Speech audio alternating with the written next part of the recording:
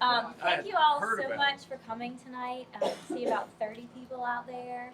I'm Katie Mercer, Director of Marketing and Events for the town, if you don't know that. Pretty sure most of you do.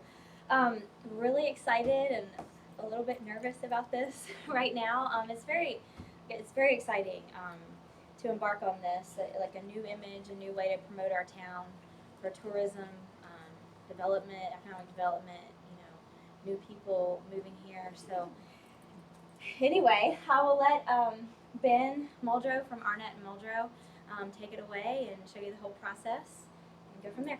Before I go though, if you haven't partaken of any food, feel free. Just get up at any time. Water is in the cooler, drinks, snacks. So thank you all. Awesome. How's everybody doing? Good. I feel like we're all old friends by this point. It's like we've been together all week. I've got a lot I want to talk to you about, a lot I want to show you tonight. For those of you in the room that were responsible for having Arnett Muldrow here and are very, very nervous about this presentation because you don't know anything that I'm getting ready to show or say, thank you for trusting us with this process. It's a very unique one, and it's one that we feel like really helps to provide a toolbox for communities. Over the course of the week, it was interesting. People kept asking about tonight and how long did I think the meeting was going to last? How much stuff did I think that maybe I was going to be talking about? And I couldn't tell what that was about. And finally, I figured out they were trying to figure out whether they could go eat at the cafe afterwards for dinner or not. So the good news is we'll do our best to get you out of here by 9 or so. And no, I'm just kidding. We're going to shoot to keep this one right at an hour. As you all know, because I feel like we had meetings with pretty much every one of you over the course of this week, this has been a very interesting process that's focused on stakeholder input. And in terms of involvement from the community, in the past 15 years of doing this, Woodstock has shown a performance percentage that has essentially outpaced virtually any community we've ever worked in. The only place that I can think of where we saw more people from a percentage standpoint was a very, very small community in Mississippi that had 340 people in the town and 220 came out to a public meeting. But it was because there literally was nothing else to do in an hour radius of that town. So we had an online survey leading up to this process. Over 10% of the town responded to that survey, over 500 responses. And then as we came in, we met with over 150 people this week. So the turnout really has been amazing. The feedback has been very, very rich. And we have been excited to be able to hear directly from you all the things that you love about your home. So I want to show and share with you some things. One of the first concepts that I always like to illustrate, because I think that this process is a unique one and it's a different one than a lot of communities typically go through. We always like to talk about the difference between organizational identities and destination brands. Because typically when we think about how communities are marketed, we have organizations that are doing the marketing. And that organization has a logo, and they use their organization logo to promote the place. And then if that organization, let's say it's a chamber, because we have chambers in a lot of communities that promote those communities. If that chamber is a membership-based organization, then all of a sudden, they have to be concerned about, are we promoting our members versus non-members? If it's a governmental body, you have the same entity that is taxing people and picking up their garbage, being the one telling the story. So we introduced this concept of the difference between an organizational brand and a destination brand, very much like universities have academic logos and athletic logos. We want this community to truly have a shared identity that the public and private sector can both use, that has a little bit of separation out from some of those organizational issues that typically go on in a community, decisions that get made from elected officials, or whether you're talking about changeover or turnover in leadership or membership issues, any of those things that just exist in a normal community. So we're going to be going through several of these different brand expansions over the course of the presentation today. But I want to start out with the destination brand.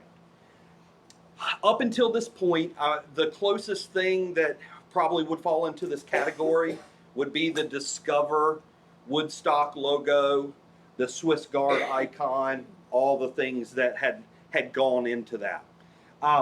In terms of report card, once again, for the town, this community has implemented consistent imagery with unbelievable consistency.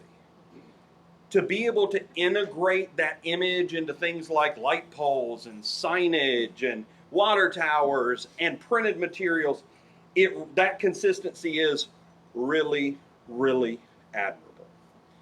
The opposite side of that, and it's my job to be fair, you have an icon that was described as a multitude of different things. We refer to it as the Swiss Guard. I was told that it was a colonial militiaman. We noticed that in the National Register application for the courthouse, it was named an Indian. There are a lot of things we know it isn't. We don't really think it's an Indian. So somewhere in that, it's a silhouette. We know it's a guy with a spear and a feather in his hat. Here's the thing we really know. It's a folk art image that comes from a civic structure that is the longest serving courthouse west of the Blue Ridge. We know that it's a symbol and an icon that this community used and adopted and has come to represent you all. So if anybody in the audience is scared about Swiss Guard going away during this process, you can exhale now, because it's got to be part of it, and it is part of it. Now, as we continue to go through and we develop these brand systems for communities, we have to remember a community is not a corporation. So a community lacks the control that corporations have. When corporations brand, your boss tells you to do something and you do it. When a community brands, you create a toolbox and then you hope and you beg and you provide and you hope that the community adopts it. So what we do is we focus on four main elements to create a cohesive and expandable system. A color palette, using a uniform color palette to help connect those dots. Typefaces, selecting typefaces that you can use over and over again so visually you can connect things together through the use of a typeface. Some sort of approach to consistent message, and then finally the graphics. Now, a lot of times what ends up happening in a community, they only focus on the last one. What's my picture going to be? And then they go through a list and they start naming things. And if you went through that process here, you probably would have ended up with the tower, the courthouse, Swiss Guard, like 6 or 7 more. There would have been a cow on there. Like there would have been a lot of things that would have been on there if you were trying to represent this community with all those graphics that were important. So you'll see how we handle that. So I'm going to go through and I'm going to introduce those elements to you. We start with color palette. Now, something that we like to do with color palette is we like to derive a color palette in a pretty unique way. We take images from throughout the community, then we have a software that analyzes the colors that exist in those photos and generates the colors that are most prevalent. So the color palettes that we suggest are truly derived from your place. Now, what we did, and the colors are a little bit off on this projector, so anybody who sees a bright yellow, don't freak out. It's not really that. It's 3 shades of green. So what we do is we select those colors, and your color palette, actually, it's a relatively large color palette. 3 different shades of green, 3 different shades of blue, a dark, rich, almost a brown olive that's kind of right on the line between a green and a brown, and then a charcoal gray, and then a cream. Now, why this many colors? Because this is a lot of colors. But you're in the Shenandoah Valley, and pretty much every community north of you and south of you is choosing to use blues and greens tell their story, unless they're using purple. So you notice purple's not in the color palette. I heard you loud and clear, and we know what colors not to use. So what we wanted to do was we wanted to create a depth to that color palette so that we knew that as you implemented this, you would look different. So that's why we went so deep in the blues and greens, being able to create those different variations. Now from there, we wanted to look at typeface. Now, one mistake that communities typically make when they make typeface selection is they make a very, very simple process. We're a pretty community, so we pick a pretty typeface, or we're an old community, so we pick an old typeface. And that's why so many communities, has anybody ever seen that typeface called papyrus? If you were founded before 1800, you used papyrus, you don't have to do that. You can actually focus in on legibility and communicating who you are. So what I did was I selected two main typefaces. One's a primary, one's a secondary. And I want to talk to you a little about them because I think they're kind of interesting. The primary typeface is a thick sans serif typeface called Nexa. And the thing that's really nice about Nexa is Nexa comes in a multitude of different widths or weights. And then each one of those weights comes with a variety of texture. And I'll show you in just a second what I mean by that. But just know, one of the reasons that I selected this typeface was because in this one single selection, you actually got a sans serif typeface, which is what this is. It means it doesn't have doohickeys. That's the professional term. When it has the little parts that come off of it, those are called serifs or hickeys. So it has this sans serif typeface. It also has a serif version that's called a slab serif, still in the exact same family. And it also has a different script typeface. So all in that Nexa family, and that all will be part of your primary system.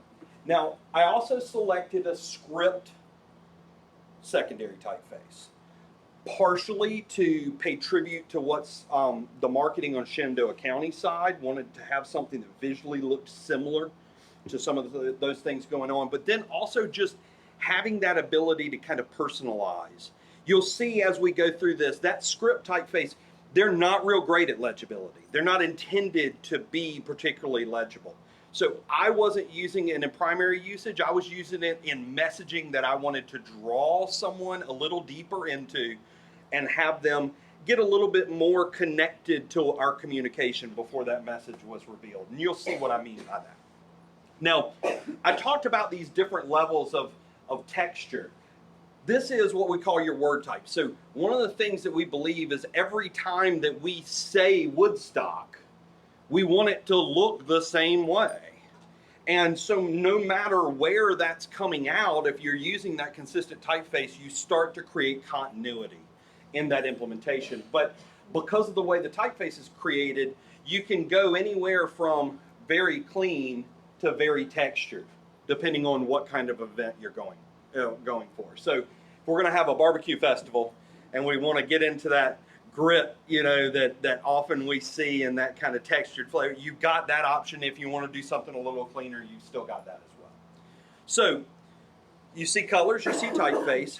Then from there, one of the things that we tried to focus in on was some values that we heard repeated over and over again. These were values that, or things that people appreciated. The 7 bins, I think, are something that, to me, as an outsider, I heard it repeated over and over again, both from a physical feature and the potential that it offers down the road for the state park and the impact that that can have. That is the kind of thing that people do not have a lot of places where they could see something like that. And one of the first things that we did on my first visit was to go up to that tower and be able to look down on the valley and see those bins. And it really was something that I think stays with people. It's also something that is unique, something that you can own. The Swiss Guard, same way. Great story, great history, and I love the fact that it doesn't have a definitive story. I hope that it begs for explanation and conversation, because great brands stimulate conversation. Because what do we hear from people when we talk about marketing? What's the most effective type of marketing out there? Anybody want to take a guess? Word of mouth. Okay, we all know that and we hear it. I always have a follow-up question. What do you do to stimulate word of mouth? Most of the time, the best answer that I get from folks is, well, I try to provide really good customer service. And that is a good answer. But we can do more. We can build these springboards for conversation into our branding systems and into the way that we communicate about ourselves. The connection with the Shenandoah as an identity literally is known globally. The name Shenandoah, the connection between you and the valley, you and the river, you and the county, and you and the region. So that obviously makes a lot of sense. Small town, the small town feel. Everything fell apart once we got to the next one because I couldn't come up with any words that started with S anymore. But caring, warm, connected to one another. And then that idea of being a gateway to the outdoors. We call this a base camp strategy. Typically when communities go after base camp strategies, they understand that they have to be able to tell their region's story to be able to maximize that economic impact. The base camp strategy is particularly relevant to Woodstock because you have 3 major brand hotel chains right on the highway, and you have the potential for additional diverse lodging options that can allow people to use Woodstock as their base camp to experience this region. So once we go into those brand values, we craft something that we call a brand statement. And this brand statement is about seven hours long, so I'm going to read it for you and see if you can stick with me. It's long because we had so much to talk about. Okay, so I'm gonna do my best to read this for you. In a state known for history, our past is one that no other community can claim. Woodstock was settled by Germans and named by George Washington himself. From the fighting parson of the American Revolution to the oldest courthouse west of the Blue Ridge, from the Valley Turnpike connecting the villages of the Shenandoah to the folk art Swiss Guard who stood watch over our town since 1795. Our stories have a frontier grit blended with a colonial grace, unique only to Woodstock. Nestled on the banks of the North Fork in the shadow of Massanutten, Woodstock has remained a natural gathering place for over 250 years. The 7 bends of the Shenandoah provide a lush landscape of rich farmland and charming countryside as it slowly winds its way through the land. The views from atop the Woodstock Tower are unequaled, particularly as the sun paints the valley in bright colors as it sets behind the backdrop of the Allegheny Mountains. Around every turn of the mountain road or the bend in the North Fork, a new postcard picture emerges as Woodstock is revealed as the star of the Shenandoah. Woodstock is a welcoming community where visitors are met with friendly faces who love to share our many tales. As they come into town, they quickly discover a place that is both vibrant and quaint, where they can enjoy a craft beer at our downtown brewery, watch the passersby as they sit in our amazing cafe, swap tips on gardening at our destination nursery, decorate their home and discover the perfect gift for friends, or step back in time at our local pharmacy and soda fountain. Even better, they learn that Woodstock is a base camp for nature and outdoor adventure. From kayaking the Shenandoah River or hang gliding the valley, to biking and skiing at our local adventure resort, we have something for everyone. Those less daring can simply enjoy a scenic drive through the picturesque countryside as they taste wines from our local vineyards. We continue to grow our outdoor resources as the vision of the 7 Bends State Park and future rail trail are being crafted. Most importantly, Woodstock is an authentic place that sets the standard for hometown. Whether born and raised here or a relative newcomer, young family or retiree, what has drawn us here is the Woodstock lifestyle, one defined by a slower pace of life, where you get to exhale, escaping the hustle and bustle, all while enjoying the beauty of the Shenandoah Valley. People quickly get connected here and become part of the vision of history, community, respect for nature and outdoors, and vibrant quality of life. We invite you to explore this amazing place we call home, Woodstock, Virginia. Many bends, perfect break.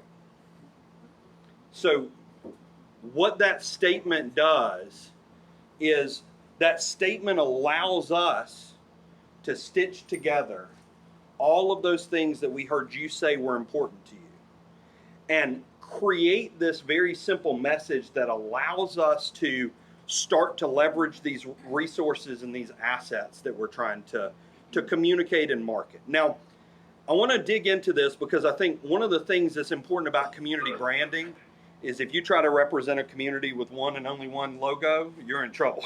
So this system really has a lot of expansion built in, and that's what's exciting to me. Here we're seeing what we call a primary logo. You see this icon across the top, created of blues and greens. Believe it or not, it was made up of 7 parts, referencing the 7 bends. Some people might look at it and see mountains and water. You know, all those things are the things that we want it to evoke. We have a system that can expand and grow. It can work in one color. It can work in different formats. You can start to use the overall approach to design to create variations like specialized statements, like you've said, the Star of the Shenandoah. But we still have this history angle that we need this system to be able to cover. So we created an entire secondary toolbox of historic logos. So we introduced the first with that Swiss Guard, as we would imagine, clustered into a graphic that evokes that weather vane history and that connection to that part that it played right here in the center of our community. But you can then create variations to tell the stories of our tower, of our courthouse, 250 years of characters, even of our art and our outdoor. Got to get Pac-Man in there somewhere. So you can start to see, because of the simplicity of the design, this expansion offers near endless expandability of your system. A really good community brand is not about that one image. It's about having the right thing to say at the right time to the right person. So being able to build those in, I think, is something that's really important to us. Now, again, we can't stop there. We have to think about the other organizations and the other ways that this identity comes to life. So we talk about the town government. Now, up until this point, we've had this seal. You can see it beautifully displayed at the front of council chambers. And what this seal does is this seal places a focus on a very important historic figure, but also a very important concept. And I think it's a concept that connects particularly well with this region because this is a concept of placing that focus and that value on faith and on patriotism. So what we wanted to do was we wanted to update this seal, keeping a focus on the things that we knew that you cherished, but having a graphic that could continue to work well today and possibly communicate a little more from a governmental side about the flavor of the community. So this is what that updated seal looks like. So we tried to bring in some additional imagery. We tried to bring in a reference to the mountains, of course, the courthouse in the background. We heard a lot of talk about trees.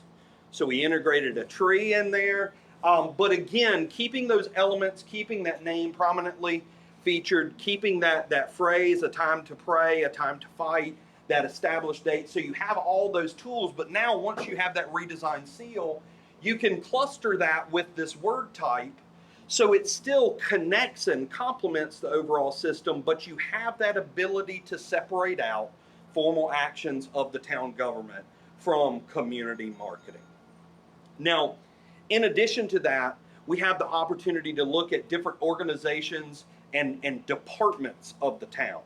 And one of the ones I always like to look at is Public Works. Talk a lot about Public Works because Public Works, they do an amazing job at providing service directly to the citizens. And many times they do it in the most understated way possible. You know, they're out there working and they just kind of get it done. The Public Works here in Woodstock seem to have a slightly different flavor. They kind of do everything. And so what we did was we wanted to create a variation that tied in to that that overall kind of public identity. There's a phrase that they use, making your dreams come true, kind of like that. A little bold, but hey, let's set the standards high. But again, you can see being able to give those departments out there that have that kind of public interaction a way for them to get that credit. Same thing with their police department. You know, police is kind of interesting, but simply integrating in that seal into that overall police formal look. You don't want the police to be too polished. Police need to look like police. But being able to have that all connected is something that's really important. Your community for quite a while has had an enhancement committee. We talked a little bit about Woodstock Enhancement Committee. I asked a favor earlier, and hopefully no one is too offended at this, because I always think about acronyms. We're really funny because we love to make things into acronyms. And I said, would anybody be overly offended if we refer to it as Woodstock Enhancement? Because it's actually a bunch of committees, it's several committees. And they were like, well, why do you want to do that? And I was like, well, because then the acronym is we. And again, this enhancement committee, the thing you have to remember about enhancement is an organization. What do we need their identity to do? We need their identity to communicate to the citizens of Woodstock that there is a grassroots organization that allows people to truly impact change. There's a grassroots way for them to get involved and for them to shape the quality of life in their community. So that was just something I wanted to throw out there. Another thing that I heard a lot about was the tree board. Again, Woodstock seems to really like trees. And I think that's great. So I wanted to design something for the tree board, and then also a program they're currently doing, the Tribute Tree Program, and a program that's been discussed, the Notable Tree Program. So again, seeing ways that you can constantly expand the different passion-driven groups that are trying to change and improve their community and the things that they're interested in. Something else that this system allows you to do is to go through and create ways to kind of own some of those assets. So, you know, I was talking about the 7 bins. This simply gives you a stylized way so that by tying it to your brand, you can say, these are mine. You know, I remember this story that my dad used to tell me. He went to Clemson University, and they used to serve food buffet style, family style. And there was a really, really big guy that sat at his table. And anytime they bring the food out, he'd take his thumb and he'd mash his thumb into whether it was a steak or whatever, and he'd say, that's mine. And he did this all semester long. That's mine. That's mine. And finally, on the last day, he went in and they brought out steaks for everybody. He's like, that's mine. And my dad reached over and said, you can have it. And, you know, this whole idea of staking your claim, that's something that is very, very important, because your regional assets will help to make a richer experience. It'll help you to extend the stay of people to your community. And when you extend that stay, you enhance that economic impact. So we've looked at the overall system, we've looked at the organizational expansion, but to me, where the rubber really starts to hit the road is with event extension.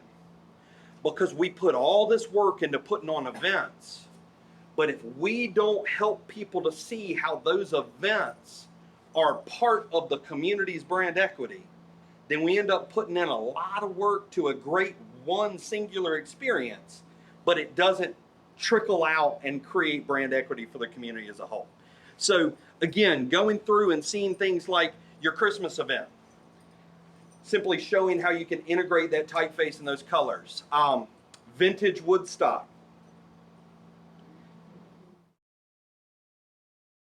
Halloween on Court Street. July 4th fireworks. Autumn Fest 5K. You've got Kids Rocks.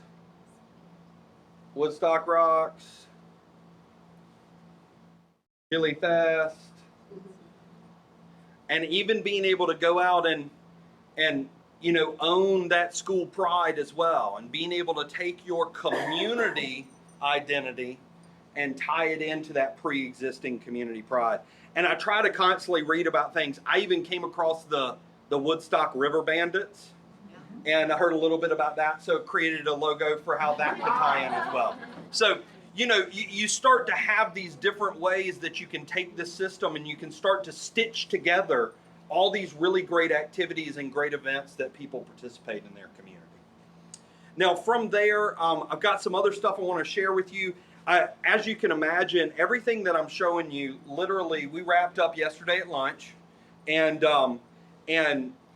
we've been working on all this since yesterday. So there's some stuff that I didn't get done, but signage, I wanted to show, first of all, I think one of the things that hit me was this water tower. It's fantastic. It's amazing how you can be at the interstate exit at 283 and you can see, it's like it terminates your vista. I-81 literally drives directly into it. It's really, really cool. So again, these type water towers, they're on a routine maintenance schedule. So every 10 years or whatever that schedule is, they have to go through and they have to be painted and kept up. I want to make this very clear. I am not suggesting that anybody go out and change the paint on this water tower just because you've gone through a branding process. But when the time comes, you could implement the brand and you could just make that you know, kind of show in a way from the interstate. One of the things I did not get to because I wanted to make sure that you guys saw it the way it needed to be was the wayfinding signage itself. I'll be adding that in because I want to make sure that I'm showing it to you in a way where you can take it and run with it. The community has done a really, really good job at getting signage out into the community. There's some signs that exist that aren't necessarily the appropriate scale for the place that they're at. And then there's another thing that we really noticed where very, very attractive signs, but you have to make sure that you design the sign with the context of where that sign panel is going to appear.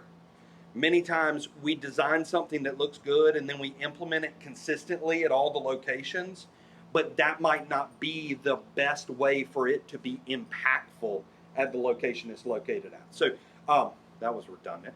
But you know what I mean, being able to go through and have your gateway signs make that impact. So we're going to show you how you can do that, but we also took a look at banners, and banners are extremely important tools in a community. You've got some really attractive banners throughout the community now that feature the courthouse cupola, and I think they've got trees on them.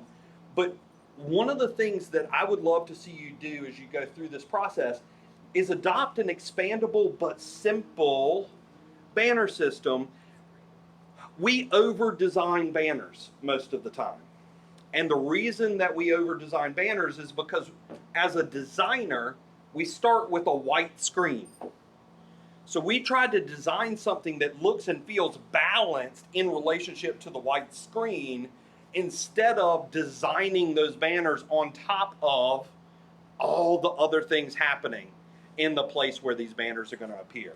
So one of the things that I really like to do is I like to use banners with solid color backgrounds, very simple to produce, one color screens, easily adaptable. But what this ends up doing is this ends up helping to create a rhythm throughout the physical space. Now, you can see I'm showing 4 different designs with 4 different colors. For some reason, most communities, when they see this, the automatic thought is, oh, okay, I understand. I'll put these up on the poles, and I'll put the dark blue on one pole, and then the next pole I'll do green, next pole medium blue, next pole light blue, and rotate it like that. What does that do? It creates busyness, not rhythm. So I would actually argue that when you go into your downtown, your courthouse signifies your 100% intersection. So when I stand in that 100% intersection, I want to look down one node and see one color. I want to look down another node and see another color. I want those banners to help me to understand how to experience your place. Does that make sense? Once you start to get those banners out in the place, you can start to roll in things like event-oriented banners and seasonal banners, but please, please, please, please, moving forward, if you are going to find the money to invest, and I'm not saying you've done this because I haven't seen these, but communities do this, and it's hard for me to bear. I'm just like, no, don't do that. Don't buy generic banners. If you're going to spend the money on banners, make sure that that banner reinforces who you are. There is nothing like driving down a place and seeing a holly leaf. You know, you've got that holly leaf, you've got that dandelion. Yeah, it's just the same thing in every single. And so make sure that if you're going to go to the hard work and investment of having these resources, that they reinforce that brand. Now, in addition to this, one of the things that's exciting to me is, in our mind, these resources should truly be available to the business community to profit from. We want people to be able to take resources, create product, and provide connection between your locals, your visitors, and that business community. So one of the things that I know I talked to the steering committee about, and this is a concept that I think is very, very important for us, it's a concept called brand co-oping. When you put a logo of yours next to a brand that people know, you actually start to absorb that brand's credit. And most people don't do this because they look at the price of a Patagonia vest and they're like, that's too expensive for me to sell. But it's not. You don't have to sell a bunch of them. Just, it's amazing the impact that this will do. I've got a 13-year-old daughter who asked me last year for a swell bottle. I had no clue what a swell bottle was at the time. But like, when your daughter asks you if she can have a water bottle, you don't expect it's going to require a second mortgage to achieve that. But they're like, she wanted a $45 water bottle, and then apparently you can't have just one because, Dad, I have to wash it, and then it's got to dry, so I need at least 2. But being able to take those brands that carry popularity and tie your identity into it so that you're giving people the opportunity to make that connection, I think that's really, really important for us. We talked about Swiss Guard. I love the idea of that Swiss Guard turning into very classy ways that people can connect. And I have to give complete and total credit to Fink's Jewelers. The watch that you guys have, right? Yeah. I mean, really, really amazing to be able to see that kind of it's just a nice, classy way that people can connect with the community, doing things like shirts and hats, and just really, really great opportunities for people to show their pride with their community. We can do an entire series of t-shirts. T-shirts are, it's funny, when most people think about the community t-shirts that they have, they're what I call car wash t-shirts. You know, you go out to to participate in an event or volunteer in an event, and then you get a logo with a shirt with 7,000 logos on the back, and it's hideous. Now, Woodstock has been very, very lucky to have consumer-oriented products that have been available. The entire other Woodstock and the shirts and things, and then really not even that. I mean, they're just standard. I think Aaron went down to the shopping center and took some pictures of just some standard Woodstock shirts. So the community gets this, but being able to make professionally designed resources available to those businesses, being able to give things that give visitors the opportunity to take a little bit of Woodstock away with them. And then finally, one of the things that we always like to do is we like to create mock advertising that helps us to show how you can promote the place. And I did about 10 or so ads. I probably could have done 30 with the photography that we got. The community is truly, truly photogenic. But what I just wanted to show is I wanted to show how you can integrate some of the photos, the composition, and some of the graphic elements to create a look and feel. And once you create a template for that message, you can go through and you can change out headlines and change out dominant photos, and you can start to craft this very complex story in a sophisticated and confident way. And, you know, people look at these a lot of the times and they say, where are you going to run these? Because I've seen how much it costs to run a full page ad in Virginia Living, and we're not going to get these messages out anytime soon. There's this interesting thing that was created a couple years back called the internet. And it allows you to put images on it for free. And it's a great place to have things like this. We've seen some really great applications for some of these ads. We've seen them turned into vacancy treatments for businesses that maybe have vacant storefront windows. We've seen mayors take the brand statement that I read, integrate it into an ad layout, and then frame it and give it to business leaders throughout the community. So there are a lot of different things that you can do with this. But you can see, you know, this is an image that we took from the low water bridge right there at Muse. Now, I will say, Aaron and I both walked out on that suspension bridge at the same time. That was another experience that we will take with us for the rest of our lives. But again, you know, trying to find ways that you can take this imagery and you know, local brew just around the bend, court is in session, being able to tell that story, the courthouse and that longest continuously running courthouse west of the Blue Ridge. Now, I will say, as I read that brand statement, there are a lot of things that are said in there that kind of have caveats or modifiers or clarifiers. We went ahead and we were comfortable going with, you know, with eloquence on that. But, you know, being able to tell those stories that you have to share. In the public meeting, for those of you that joined us on Tuesday, we asked that question about what would your postcard photo be?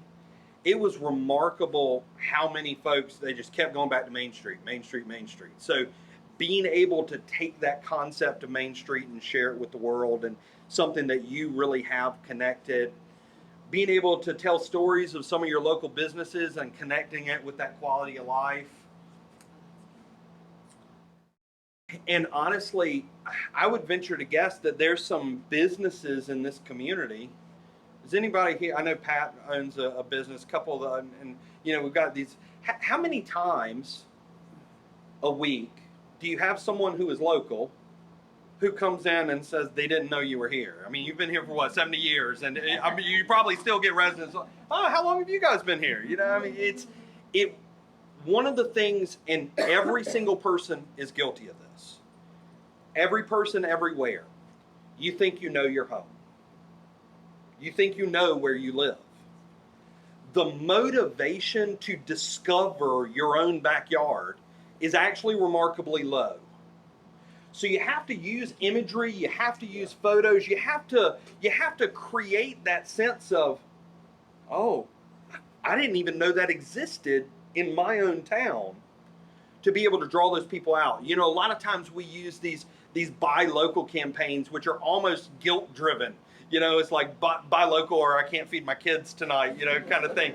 But believe it or not, there is a a very, very high level of motivation for a person to feel like they know their place, because it helps them to feel grounded.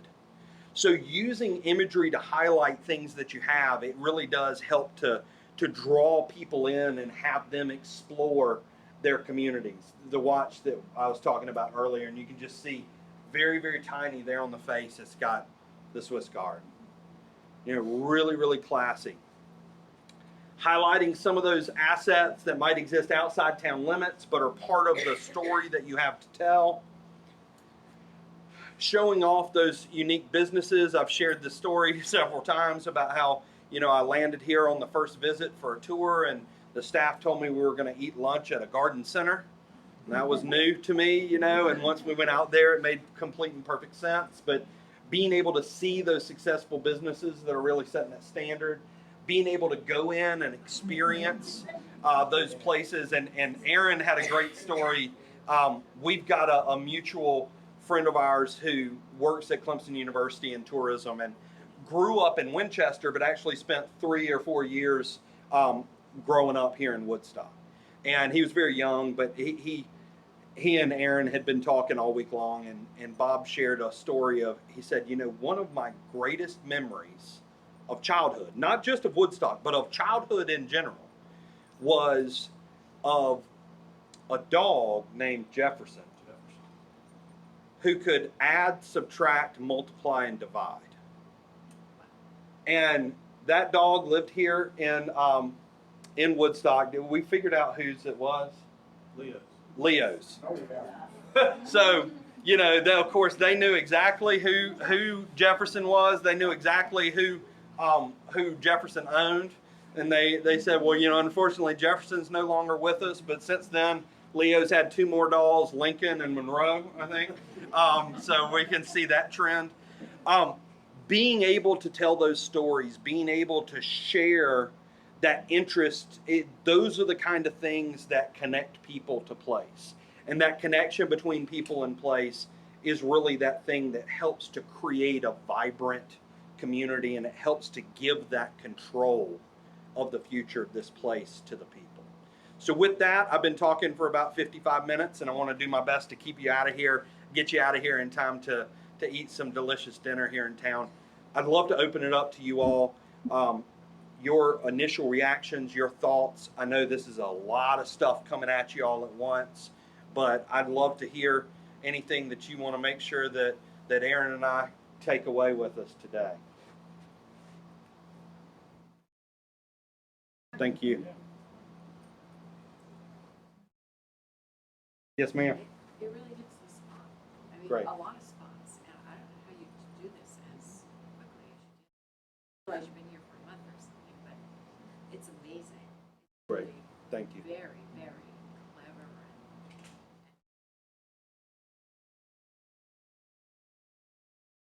Right. We've Right. been working on this for a lot of years. Right. Don't forget. So Absolutely. to see you hit the spot is like amazing.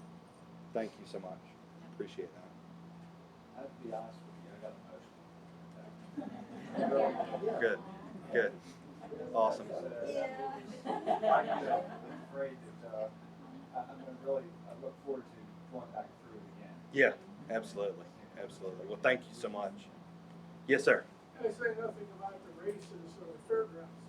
Yeah, and you know what? There's a lot of stuff that I'm sure I forgot. I will say I sent Aaron out to try to get some photos of the fairgrounds today, and he wasn't able to get in because it was locked up. But yes, the fairgrounds, the races, that the authentic fair experience that the fairgrounds have to offer. And one of the things, I'm glad that you brought that up and kind of pointed out this element that we forgot, because that brand statement that we wrote, the way that we create those, we actually write them in a way where the paragraphs are kind of modular. And that narrative is intended to truly be a living narrative with sections that get added for you to be able to pull components out and be able to use individual pieces. But I think you're exactly right, and we'll be more than happy to make sure that we can find some ways to include both some imagery and messaging about that, because I think that is a truly authentic experience that Woodstock has to offer. And in addition to that, it provides one of our visual frontages from 81, so it is an identity that people see and know. So thanks for pointing that out. Yes, ma'am. I really admire how, like, people my age, I think, love logos and, like, t-shirt logos and everything. The logo you've chosen is very, like, I think it applies to everybody, like, Awesome. likes it. So, and also, people my age also like to, like, pictures and, like, social media is obviously a big thing. Yeah. And so everyone's like taking pictures of everything and have like these local stores that look like this anywhere out on in the court wherever. Yeah. People just love taking pictures and love like being with their friends. Awesome. Well, thank you so much. And I will say your comments actually remind me of one of the things that is a great additional tool to this. And we just, honestly, we just didn't dig into it because we didn't have time. But as we roll this out, we love to be able to roll out a uniform hashtag so that people can start to integrate and connect those messages. So thank you so much for those comments. They really do mean a lot. I've got a couple kids of my own. I always try to create things that they might think are not lame. And, so, yes, ma'am. I really like the choice of the secondary typeface because it has kind of that retro Mayberry feel Right. that I think is just dead on for what we represent. Great. Awesome. Thank you so much. I'll say, Yeah. I've sat through and worked with a lot of different firms on these kinds of things, and you just went above and beyond and really knocked it out of the park on the depth of which you've thought about this and the full scale of the delivery that you Thank put you. in. It's very impressive. And Thank you. I'm gonna hold a grudge for you forever for not submitting RFPs for when we were doing Sorry. branding. Sorry. Yes. That's what I was gonna say, when I'm sitting here going, oh man, why didn't we do this 5 years ago? I mean, that's a success, and I was on the steering committee that Right. with your firm, and you definitely did not disappoint. Just Awesome. really nice job to both of you. Thank you so much. Thanks a lot. Anybody else? Yes, sir. So I want to say first, I really like the logo of the brand, especially the historic aspects of that kind of advertisement. I just had one question, or maybe about the thing at the beginning, the long, Yeah, brand the statement. brand statement. Yep. When you were talking about who said it here, Mm-hmm.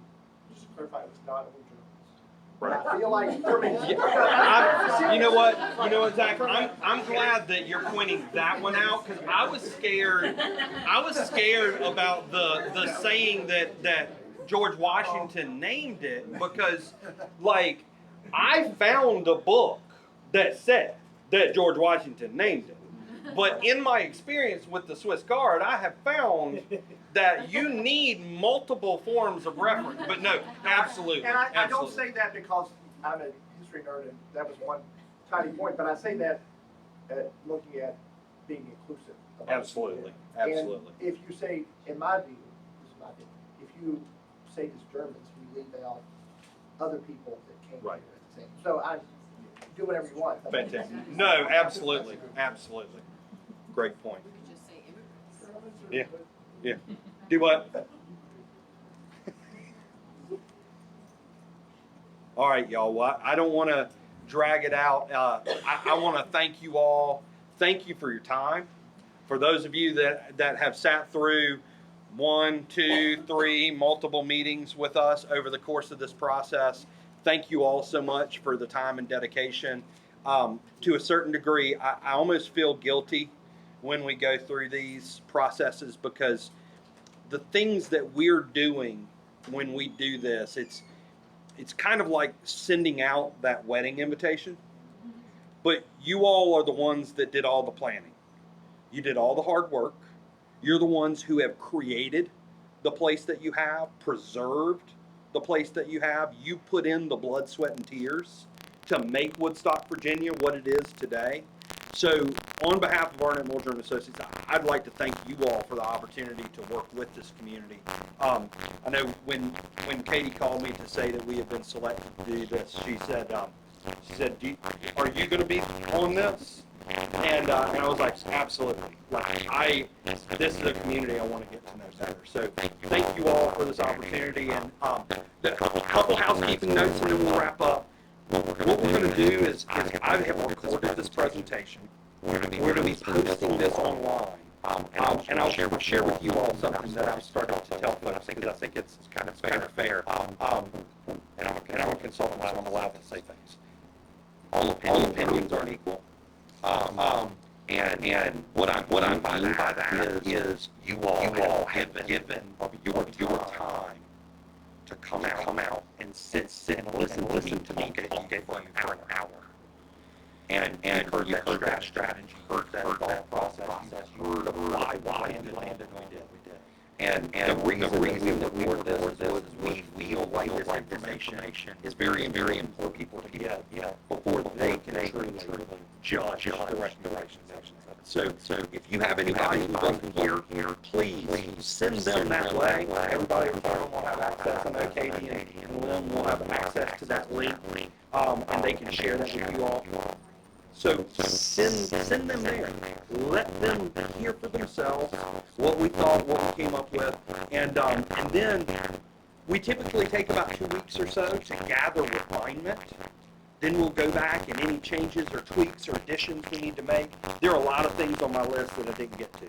I want to show you an example of a full-blown wayfinding system. I want to show you, I've got a name that I think that would be awesome for the Rails to Trail. And you know, one of the things that I want to call it the Virginia Bender. And I want to, because obviously we know there's a certain timeline that we can't control when it comes to the development of that trail system. But we also know that we've got this state park that's coming online.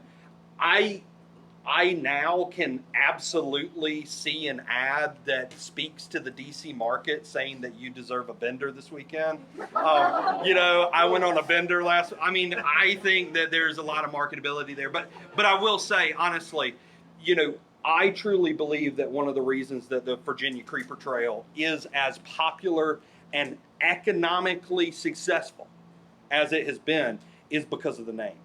So when you go through and you do that hard work to create those assets, you got to make sure that those folks that are coming to experience that asset feel cool to do it and create that opportunity for them to tell everybody, hey, you know what I did this weekend. So, but we're going to create that full toolbox and we're going to make that available to the community.